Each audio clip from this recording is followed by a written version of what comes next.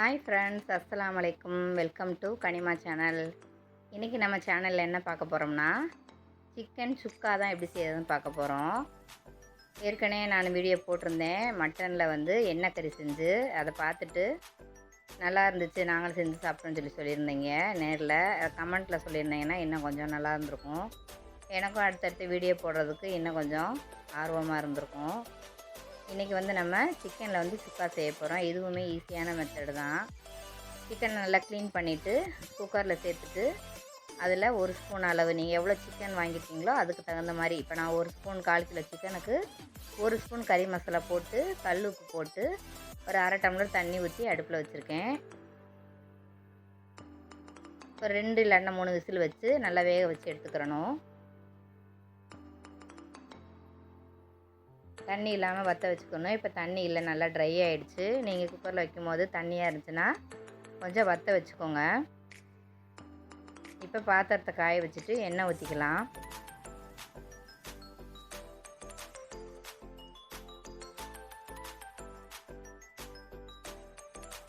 இப்போ எண்ணெய் ஊற்றிக்கிடுவோம்.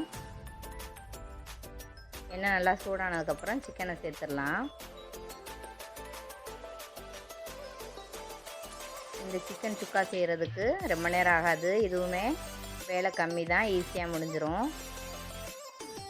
ரசத்துக்கு, சாம்பாருக்கு, தாளிக்கிற சோறு எதாக இருந்தாலும், குஸ்கா, நெய்ச்சோறு, பிரியாணி எதுக்குனாலுமே இந்த மாதிரி செஞ்சு சாப்பிட்லாம். சூப்பர் டேஸ்ட்டில் கிடைக்கும். இதே மாதிரி நீங்களும் செஞ்சு சாப்பிடுங்க.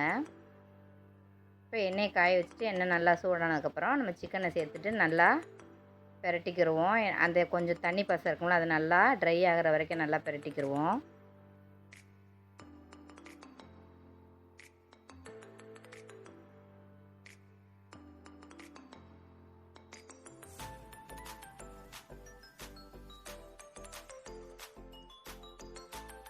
இதே மாதிரியே மட்டனையும் செய்யலாம். நம்ம மட்டனை இதே மாதிரி செஞ்சால் மட்டன் சுக்கா.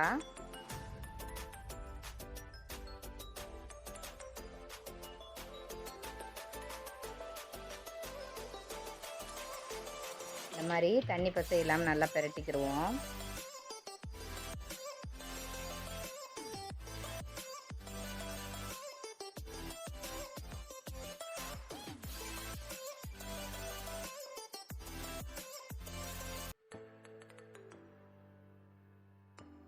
இறக்க போகிறதுக்கு முன்னாடி மிளகுத்தூள் சேர்த்து இறக்கிக்கிடுவோம்.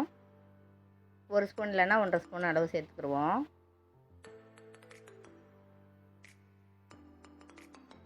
இவ்வளோதான், நம்மளுடைய சிக்கன் சுக்கா ரெடி ஆயிடுச்சு. இதே மாதிரி ட்ரை பண்ணி பாருங்கள். இந்த வீடியோ உங்களுக்கு பிடிச்சிருந்துச்சுன்னா லைக் பண்ணுங்கள், ஷேர் பண்ணுங்கள், கமெண்ட் பண்ணுங்கள்.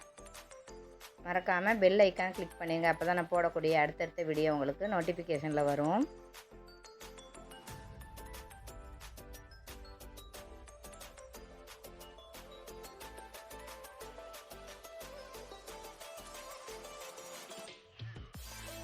உங்களை நான் அடுத்த வீடியோவில் சந்திக்கிறேன். அஸ்ஸலாமு அலைக்கும்.